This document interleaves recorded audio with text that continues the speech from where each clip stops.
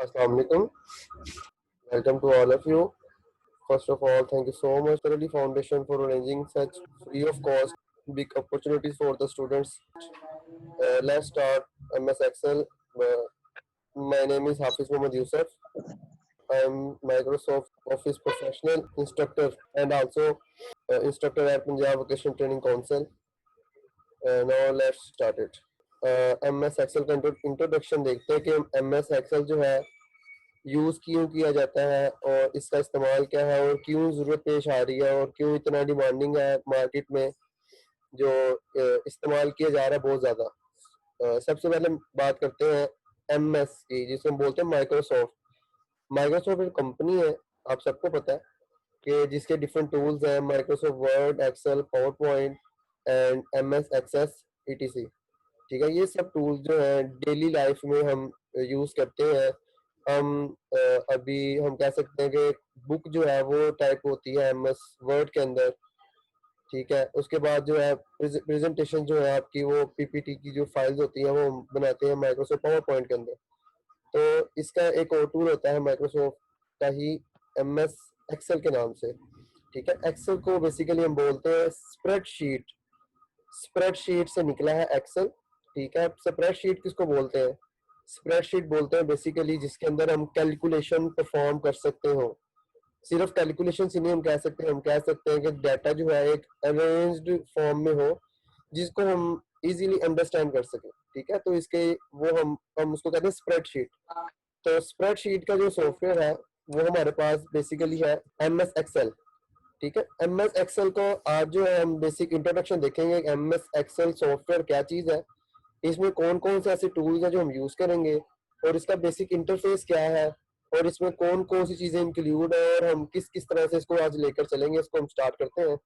Start करने का तरीका सबको पता ही है। स्टार्ट में आप क्लिक करेंगे, यहाँ पे आप लिखेंगे एक्सेल, इस पे क्लिक करके आप इसको ओपन कर लेंगे।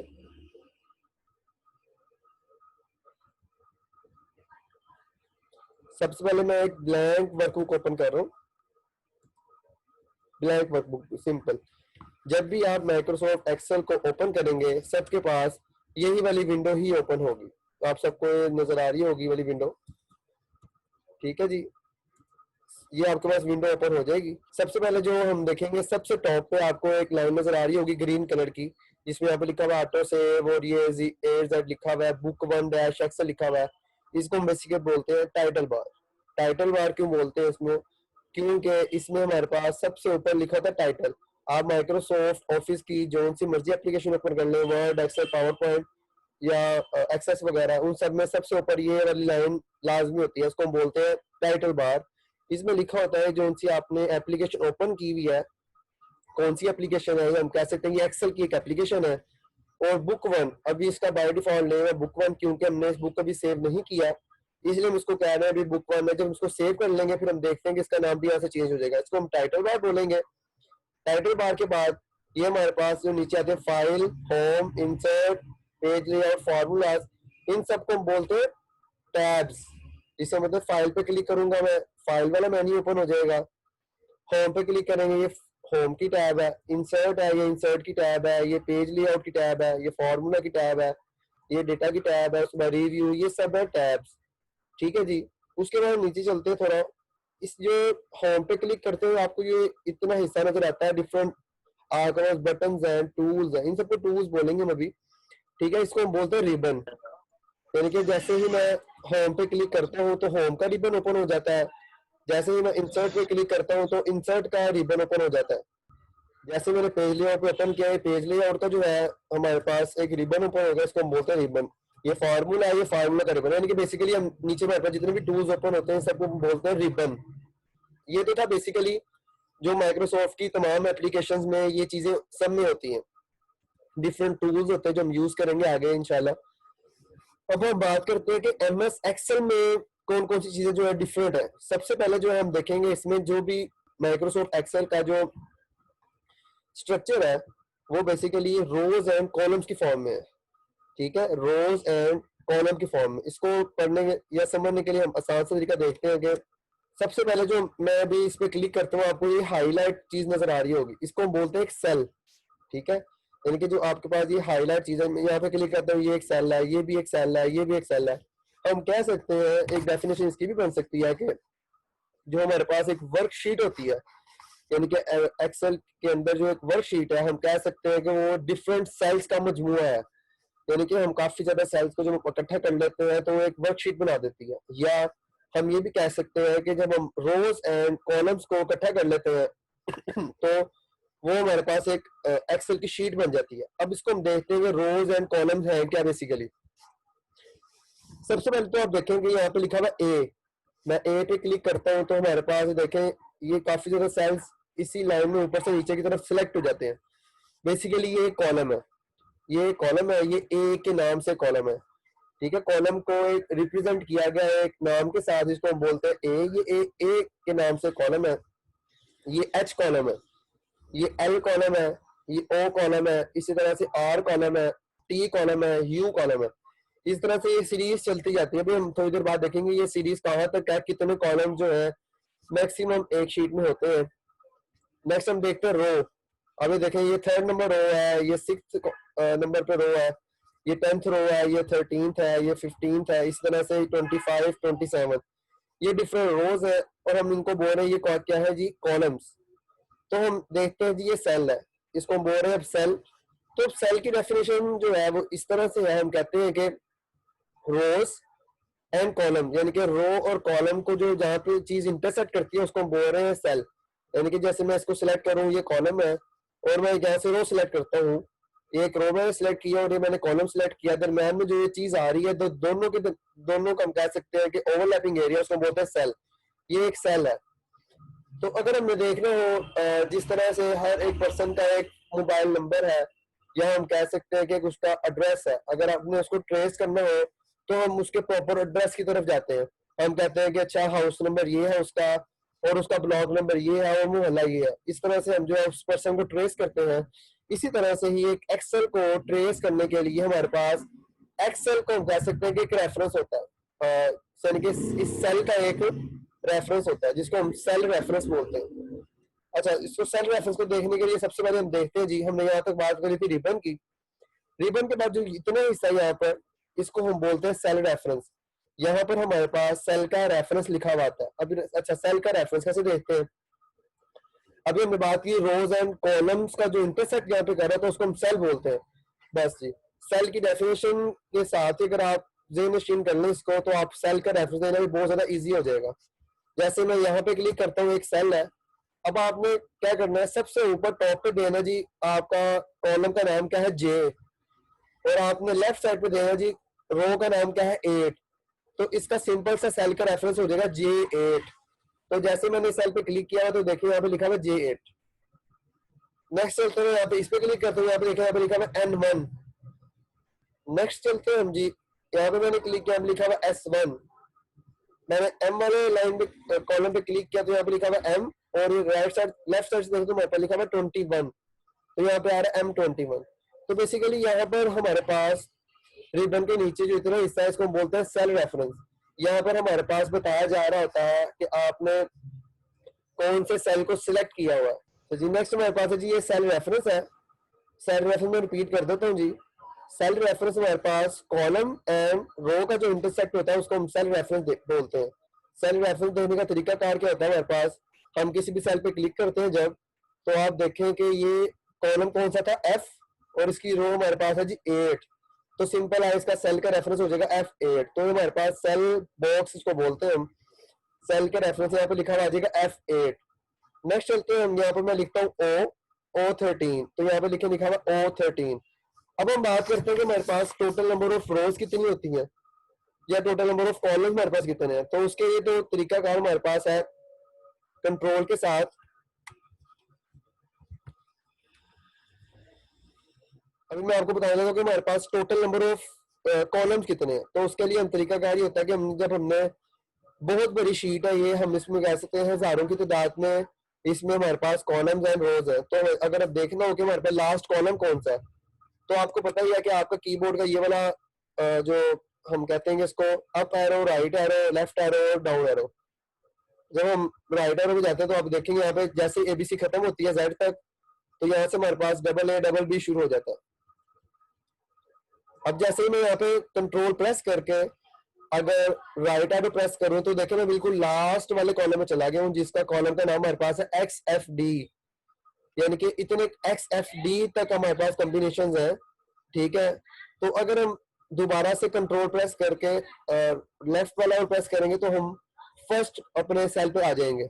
अब हम डाउन चलते हैं तो कंट्रोल प्रेस करके अगर मैं डाउन वाली की प्रेस करूंगा तो हमें पता लगेगा कि हमारे पास 1048576 जो है नंबर ऑफ रोज है, यानी कि आप इतने नंबर ऑफ रोज इसके अंदर जो है लिख सकते हो और डाटा इसमें एडजस्ट कर सकते हो।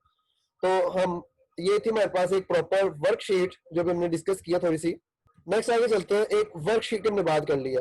अब डिफरेंट कॉम्बिनेशन ऑफ वर्कशीट्स मिलकर हमारे पास जो है एक वर्क बुक बनाता है जिसको हम एक्सेल की एक फाइल बोलते हैं। ठीक है जी, एक शीट 1 आपको ये हमने देख लिया है, ये सेल बॉक्स होता है यहाँ पर। इसको थोड़ी देर बाद हम डिस्कस करते हैं, अपनी लाइन को। हमने ये सेल्स देख लिए हैं, कॉलम्स देख लिए हैं, ये रोज है। सबसे नीचे आ जाए, यहाँ पे हमारे पास होता है, इसको बोलते हैं हम शीट बार। इसमें हमारे पास नंबर ऑफ शीट्स होती है कि हमारे पास शीट कौन कौन सी है। यहाँ हमारे पास एक शीट 1 है, जैसे मैं प्लस पे क्लिक करूंगा तो हमारे पास शीट 2 आ जाएगी, जैसे मैं प्लस पे क्लिक करूंगा शीट 3 आ जाएगी। यानी कि हम कह सकते हैं कि अगर आप कहते हैं कि आप 8 क्लास में हैं तो आपके पास एक इंग्लिश की वो कॉपी होती है, एक उर्दू की होती है, मैथमेटिक्स की होती है, फिजिक्स केमिस्ट्री अगर होती है तो हम सपोज करने में आपके पास 5 to 6 कॉपीज होती हैं। जब आप कॉपीज सबको इकट्ठा करते हैं अपने बैग में डाल लेते हैं तो हम कह सकते हैं कि वो एक आपके पास वर्क बुक है, सिंपल। यानी कि हम 3 या 2 से ज्यादा शीट्स को जब हम इकट्ठा कर लेते हैं या 1 या 2 से ज्यादा शीट्स को, तो हम कहते हैं कि वो हमारे पास एक वर्क बुक बन जाती है, या हम उसको एक एक्सेल की फाइल बोलते हैं। अच्छा, जब एक शीट पे काम हो रहा होता है तो दूसरी शीट पे उसका डाटा जो है हम यूज कर सकते हैं। हम सपोज कहते हैं कि इसको हम रीनेम भी कर सकते हैं राइट क्लिक करके, आगे हम इसको डिस्कस करेंगे कैसे रीनेम करते हैं। सपोज मैं इसको कहता हूँ ये मेरे पास एक जनवरी के नाम की वर्कशीट है, इनके मैंने इसमें जनवरी का जो अपना डाटा है उसको मैंने इसमें सेव किया है। यहाँ मैं कहता हूँ ये फेब के नाम से है, इसको मैं रीनेम करके यहाँ मैं कहता हूँ कि ये मार्च की एक वर्कशीट है। यानी कि मैंने एक 3 वर्कशीट बना ली है, तो मैं कह सकता हूँ कि मेरे पास ईयर 2012 के नाम या 2016, 17, 20 की एक वर्क बुक है। तो वर्क बुक को सेव करने के लिए जो बाकी जगहों पे शॉर्टकट की यूज की जाती है वो यही है। कंट्रोल के साथ जब आप एस प्रेस करते हैं तो हमारे पास एक डायलॉग बॉक्स ओपन होता है जो आपको बताता है कि आपने अपनी फाइल जो है वो कहाँ पर सेव करवानी है। तो आप यहाँ से मोर ऑप्शन में जाकर आप बता देते हैं कि मैंने अपनी फाइल जो है, मैं कहता हूँ कि मैंने डेस्कटॉप में मेरे पास अख्तर अली फाउंडेशन का एक फोल्डर है, उसके अंदर एक्सेल के नाम से फोल्डर है। तो मैं यहाँ पे बता रहा हूँ कि मेरे पास ये, इसको मैं फर्स्ट लेक्चर के नाम से सेव करवा रहा हूँ। सिंपल है, जैसे बाकी फाइल सेव की जाती है वैसे ही इसको भी सेव किया जाता है। मैंने एक फाइल सेव करवा दी। अब मैं बता रहा हूँ आपको कि हम चेक कैसे करेंगे, ये एक एक्सेल टाइप की फाइल है। तो एक्सेल की जो एक्सटेंशन होती है, अगर आप फाइल पे राइट क्लिक करके प्रॉपर्टीज में देखें तो आपके पास यहाँ पर शो करवाई जा रही होगी XLSX। यानी कि हमें पता कैसे लगता है कि ये फाइल जो है किस टाइप की फाइल है, एक्सेल टाइप की फाइल है। तो हम कह सकते हैं कि एक्सेल की जो एक्सटेंशन है वो XLSX है, सिंपल। इसको ओके करते हैं, आगे स्टार्ट करते हैं हम अपना काम। फर्स्ट शीट पे वापस आते हैं तो हमारे पास ये था बेसिक, हम कह सकते हैं कि एक इंट्रोडक्शन था जिसमें ये 3 चीजें रह गई, उसको भी डिस्कस कर लेते हैं। ये हम बेसिकली हमारे पास व्यूज है, हमारे पास ये जो सेल्स है या कॉलम्स रोज की फॉर्म में डाटा है, हम इसको डिफरेंट वेज में हम कह सकते हैं कि सिर्फ और सिर्फ शो करवा सकते हैं। डाटा का इसमें कोई फर्क नहीं पड़ता होता।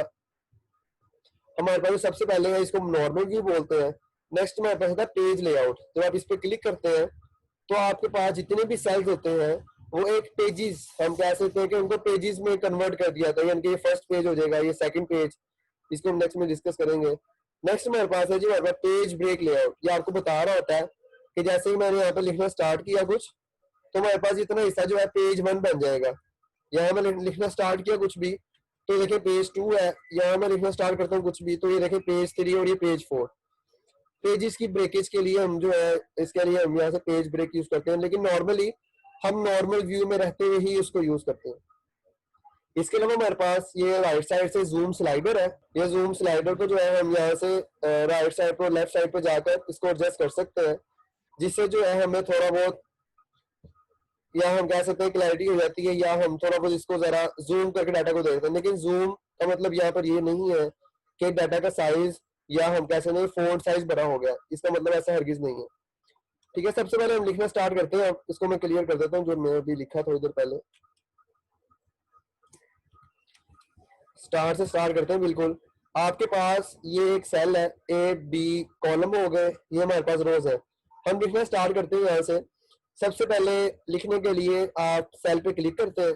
क्लिक करने के बाद डायरेक्ट लिखना स्टार्ट करते हैं। जैसे मैं एक सिंपल सी शीट तैयार करूंगा अभी, जिसमें आपके पास first name, last name, phone number, email address, ये चीजें लिखते हैं।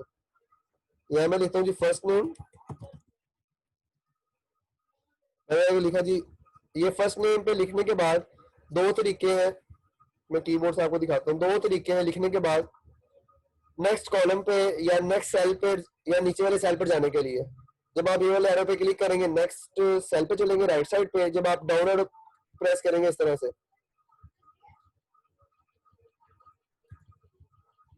या सिंपल आप माउस से किसी भी सेल पे क्लिक करके भी डाटा एंटर कर सकते हैं। ठीक है, मैं यहाँ पर था, मैंने या मैं टैब प्रेस करके भी आगे जा सकता हूँ। वो राइट साइड से एक सेल को मूव करवा सकते हैं टैब प्रेस करके। हाँ, मैंने टैब प्रेस किया यहाँ से। मैं यहाँ पे लिखता हूँ लास्ट नेम, फिर मैंने टैब प्रेस किया, मैं यहाँ पे लिखता हूँ फोन नंबर, यहाँ पे हम लिखते हैं ईमेल। ठीक है, हम इसको थोड़ा सा समझने के लिए आपको बताता हूँ जी। कंट्रोल पी प्रेस करते हैं। कंट्रोल पी के लिए हम आपको बताइए है पेज को प्रिंट करने के लिए इस्तेमाल की जाती है शॉर्टकट की। Microsoft Word, Excel, PowerPoint, हर जगह पे जो है यही वाली की यूज की जाती है। किसी भी वेबसाइट से भी अगर आपने प्रिंट करना हो तो कंट्रोल पी शॉर्टकट की ही यूज की जाती है। कंट्रोल पी प्रेस करें तो देखिए first name, last name, phone number, email.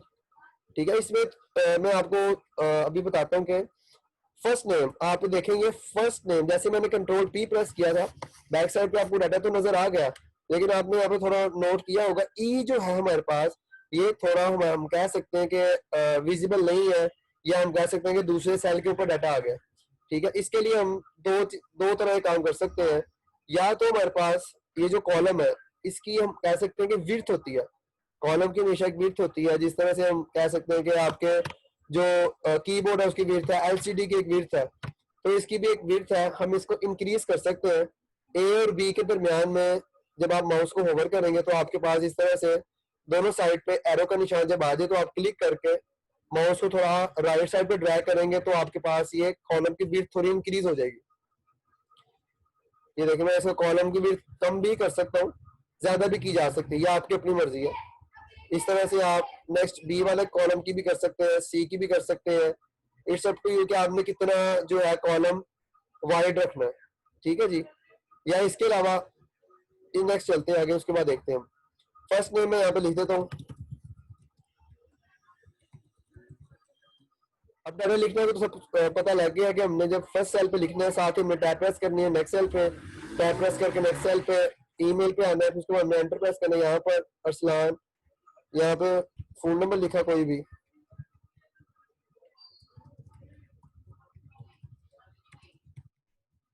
ठीक है, अभी देखिए यहाँ पे हमारे पास जो एक्सेल में सबसे जो बेहतरीन चीज है वो यही है कि जो आप डाटा लिख लेते हैं तो बार बार जो है आपको इस तरह से जो है छेड़छाड़ी करने की जरूरत नहीं पड़ती।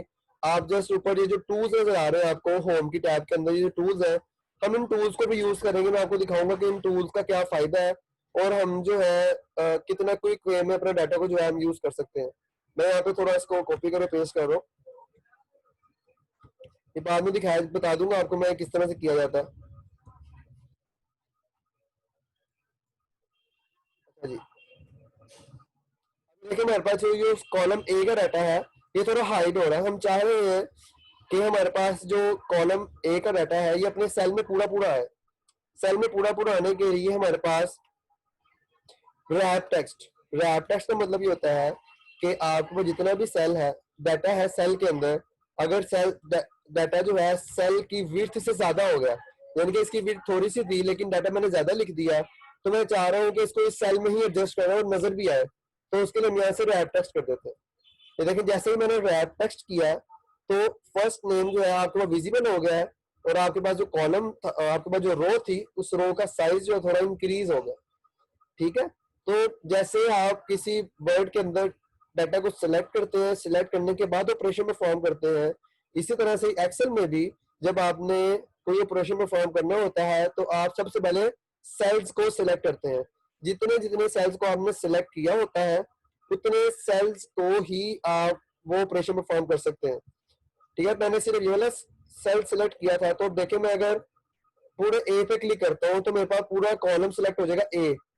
तो जैसे ही मैं रैप पे क्लिक करके दोबारा रैप पे क्लिक करूंगा तो देखिए मेरे पास डाटा जो है ऑटोमेटिकली एडजस्ट हो गया। यानी कि जब भी मैं एक नया नाम लिखूंगा यहाँ पर,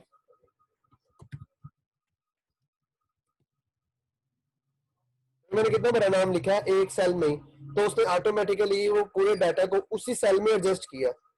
जैसे मैं यहाँ पे लिख देता हूँ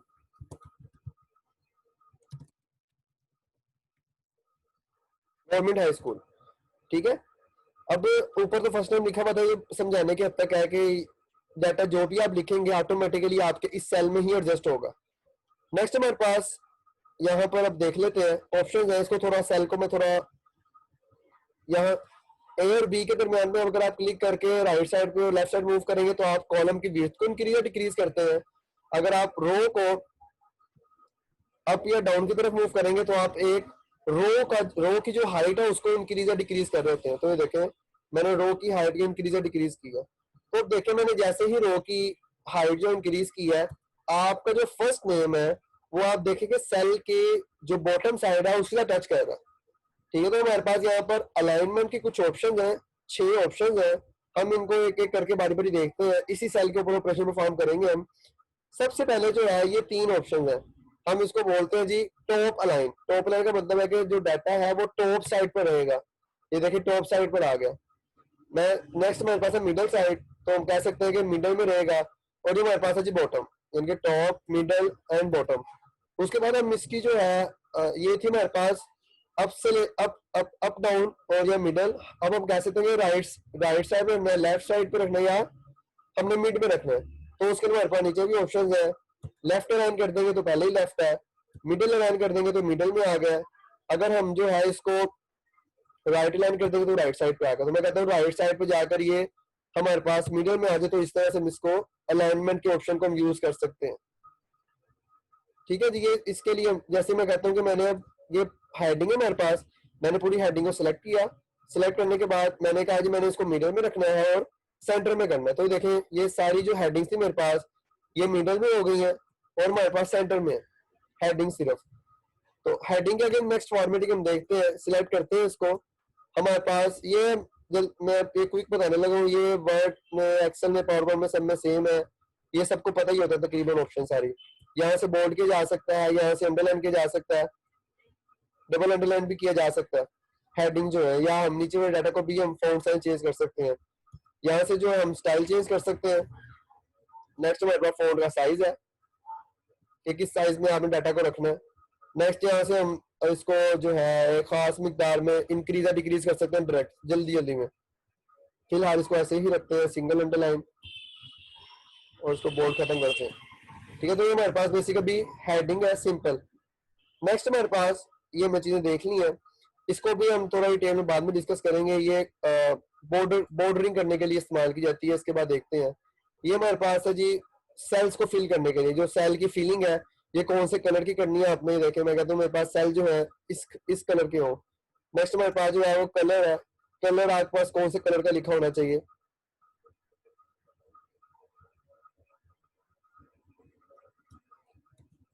ठीक है जी, ये बेसिक जो है वो है कि आपने पास आपका जो सेल है ये बेसिकली सेल की फॉर्मेटिंग है, एक सेल की। हम पूरी शीट पे फॉर्मेटिंग नहीं कर रहे, हमने सिर्फ और सिर्फ एक सेल पे फॉर्मेटिंग की है, या हमने नंबर ऑफ सेल्स को सिलेक्ट किया, उसके बाद हमने इसका कलर स्कीम वगैरह चेंज किए। ठीक है, आई थिंक मीटिंग का टाइम जो है ना अभी 5 मिनट है, तो जैसे ही मीटिंग क्लोज होगी तो आपने उसी लिंक के साथ इस मीटिंग को दोबारा ओपन कर लेना। ठीक है, इसको नेक्स्ट करते हैं। आपके पास ये सेल्स आ गए, आप दोबारा सिलेक्ट करें इनको। अब ये चीज देखते हैं, यहाँ पर हमारे पास बॉर्डर्स, हम डाटा को जो हमारे पास सेल्स है इनको बॉर्डर भी लगा सकते हैं। बॉर्डर लगाने के लिए आप देखें यहाँ पे लिखा हुआ है बॉटम बॉर्डर। तो आप देखेंगे नीचे हमारे पास एक लाइन नजर आ गया, इसको क्लियर विजिबिलिटी के लिए कंट्रोल पी प्रेस करते हैं तो ये देखें हमारे पास नीचे की तरफ एक बॉर्डर लग गया है, ना राइट साइड पे है, ना लेफ्ट साइड पे है, ना टॉप पे बॉर्डर है कोई भी। आप सिलेक्ट करें दोबारा, आप उसको कह दें कि मुझे टॉप पे बॉर्डर चाहिए, अभी टॉप पे भी लग गया है। या हम कह सकते हैं कि लेफ्ट पे चाहिए, राइट पे चाहिए, जहां जहां पे चाहिए आप वहां पे बता सकते हैं। इसके अलावा हमारे पास यहाँ पर ऑप्शन होती है ऑल बॉर्डर। जैसे ही आपने ऑल बॉर्डर पे क्लिक किया तो आप कंट्रोल पी प्रेस करके देखेंगे कि हमारे पास राइट साइड पे, लेफ्ट साइड पे, हर तरफ जो है वो बॉर्डर आ गए। नेक्स्ट हम पूरे टेबल को सिलेक्ट करते हैं, जितना भी टेबल था हमारे पास, इन सब पे आकर यहाँ पे लिखते हैं ऑल बॉर्डर। मैंने ऑल बॉर्डर पे क्लिक करके पूरे टेबल को बॉर्डर कर दिया। अच्छा, अब डाटा को डिलीट कैसे किया जाता है? डाटा को डिलीट करने के लिए जैसे वर्ड में आपके पास ऑप्शंस होती हैं, आप सिलेक्ट करें इन दोनों को, सिलेक्ट यानी कि जो सा डाटा हमें डिलीट करना है, आप सेल पे क्लिक करें, क्लिक करने के बाद आप डिलीट की प्रेस कर दें। ठीक है, जैसे मैंने डिलीट की प्रेस किया तो हमारे पास जो डाटा था वो डिलीट हो गया। आप इस पे क्लिक करें, डेल वाली की प्रेस करें, डाटा डिलीट हो गया। सिंपल।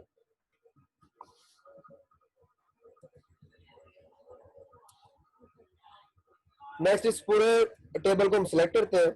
सिलेक्ट करने के बाद आप यहाँ पर आए मिडल, इस तरह से।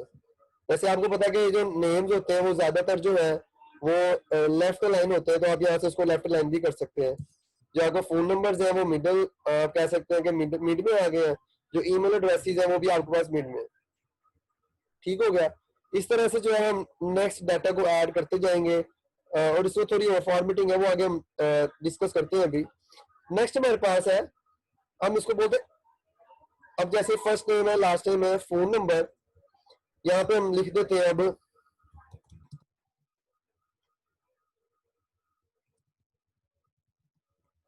Number of classes. अब इसको भी हम रैप कर देते हैं यहाँ से ताकि ये एक सेल के अंदर पूरा आ जाए।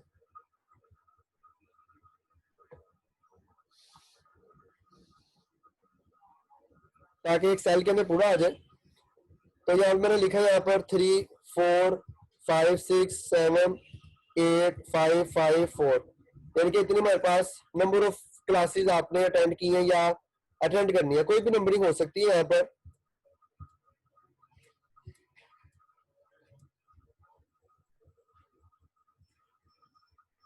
हमारे पास यहाँ पर कोई भी नंबरिंग हो सकती है। अच्छा, अब आपने देखा होगा कि ये हमारे पास जो नंबरिंग है, इससे हमारे पास कौन ख्वाह जो है वो स्पेस ज्यादा हो रही है। हमारा ऐसा भी हो सकता है कि इसको इतनी स्पेस में काम हो जाए हमारा, क्योंकि आपने देखा होगा कि जो शीट्स होती हैं, तो जो डाटा होता है हमारे पास वाइड रेंज में होता है। हमारे पास 10 20 30 40 50 कॉलम भी होते हैं अक्सर डाटा के अंदर। तो उसके लिए सिंपल हम क्या करते हैं, जो हमारे पास हेडिंग होती है हम उसको थोड़ा एडजस्ट कर लेते हैं। हमारा हमने साइज तो इतना कर दिया, जो हमारे पास हेडिंग होती है, तो अब यहाँ पे देखिए हमारे पास लिखा हुआ है एंगल क्लॉकवाइज, यानी कि हेडिंग हम क्लॉकवाइज, आपने अक्सर देखी होगी शीट्स इस तरह से भी होती है अक्सर, जिसमें हेडिंग जो है हम इस तरह से लिख सकते हैं। या इसके अलावा जो हमारे पास यहाँ पे सूटेबल है वो या अप से डाउन की तरफ है या डाउन से अप की तरफ है। रोटेट टेक्स्ट अप या अप है या हमारे पास डाउन है, या वर्टिकल टेक्स्ट जो हम ये लिख सकते हैं। यानी कि यहाँ से जो है इस ऑप्शन से हम अपने टेक्स्ट को, ये देखें, अगर आपके पास एक से ज्यादा हेडिंग्स आ रही हैं तो आप थोड़ा हेडिंग का साइज बढ़ाकर इसको एडजस्ट कर लेते हैं। थोड़ा हेडिंग का साइज बढ़ाते हैं, हेडिंग का साइज थोड़ा स्मॉल करते हैं, और उसके बाद आपके पास जो स्पेस होती है वो कम हो जाती है, और आप अपनी हेडिंग को विजिबल करने के लिए यहाँ से आकर आप ऑप्शन जो है वो सिलेक्ट करते हैं, रोटेट टेक्स्ट डाउन या अप की तरफ, नीचे से ऊपर की तरफ आ जाता है। या हमारे पास वर्टिकल टेक्स्ट है, या आपने क्लॉकवाइज या एंटी क्लॉकवाइज रोटेट करवाना है तो आप ये काम करवा सकते हैं।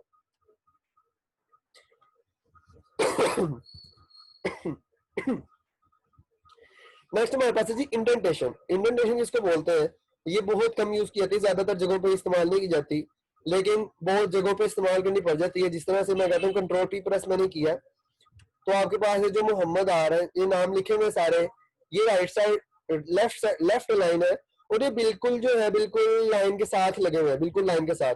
हम चाह रहे हैं कि लाइन से थोड़ा इसको आगे किया जाए, तो आप ये डाटा को सिलेक्ट करते हैं। सिलेक्ट करने के बाद तो आप ये देखें इंडेंटेशन, इंडेंटेशन बोलते हैं मार्जिन से टेक्स्ट के दरमियान फासला थोड़ा सा, यानी कि मैंने थोड़ा सा डाटा जो आगे दे दिया है। हम स्पेसिस देकर भी कर सकते हैं, लेकिन जो बेहतरीन जो टेक्निक है वो यही है कि हमने अगर लेफ्ट साइड से या राइट साइड से थोड़ा डाटा छोड़ना हो तो हम उसको इंडेंट करते हैं। इसको मैंने इंडेंट कर दिया, तो जितना मर्जी इंडेंट आप कर सकते हैं, या इंडेंट आप कह सकते हैं कि यहाँ से डिक्रीज इंडेंट कर देते हैं और यहाँ से इंक्रीज इंडेंट। ठीक है, तो ये हमारे पास इंडेंटेशन, ये वर्ड में भी सेम ऑप्शन है हमारे पास अवेलेबल होती है। तो ये आज जो हमने फॉन्ट और अलाइनमेंट देखी है। अच्छा, अब नेक्स्ट हमारे पास है, जो भी हमने अब ये सारी चीजें देखी हैं, ये हम थ्रू एक डायलॉग बॉक्स के जरिए भी कर सकते हैं। वो डायलॉग बॉक्स क्या है बेसिकली, वो भी हम ओपन करते हैं। हम इसको सिलेक्ट करें, सिलेक्ट करने के बाद यहाँ पे लिखा हुआ है फॉन्ट, फॉन्ट के साथ आपके पास ये एरो नजर आ रहा है, कंट्रोल शिफ्ट एफ के साथ आप इसको ओपन कर सकते हैं। आप इस पर क्लिक करके ओपन करें। ओपन करने के बाद जी वही सारी चीजें जो आप यहाँ से कर रहे थे वो आप टेक्स्ट पीछे सिलेक्टेड है, आप यहाँ से चेंज कर दें। ये देखें मैंने बोल्ड इटैलिक कर दिया, फॉन्ट साइज 12 रख दिया और इसको मैंने ओके प्रेस कर दिया। तो देखिए फॉन्ट साइज जो मैंने अभी बाहर चेंज किया है डायलॉग बॉक्स में, बाहर यहाँ भी चेंज हो गया। नेक्स्ट है हमारे पास 3 ऑप्शंस और भी है साथ। एक हमारे पास है जी स्ट्राइक थ्रू। स्ट्राइक थ्रू का मतलब यह है कि जो हमारे पास टेक्स्ट है, टेक्स्ट के ऊपर एक लाइन लगाने के लिए। टेक्स्ट के ऊपर लाइन कहाँ क्यों यूज करते हैं हम, इसको खत्म करने के लिए वापस इस पे क्लिक करें और ओके प्रेस कर दें। स्ट्राइक थ्रू अक्सर जगहों पे यूज किए थे, जैसे हम कहें कि आपके मार्क्स जो है वो 1100 में से 1050 थे, आपने रीचेकिंग करवाई, और यहाँ मैं लिखता हूँ नीचे साथ साथ, यानी कि मैं यहाँ पे लिखता हूँ टोटल मार्क्स, यहाँ पे आप कहते हैं जी 11 मार्क्स 1100 ऑब्टेन 1050। आपने रीचेकिंग करवाई, रीचेकिंग करवाने के बाद आपके जो मार्क्स है वो 1051 हो गए। ठीक है, मैं यहाँ पे लिख देता हूँ साथ आफ्टर रीचेकिंग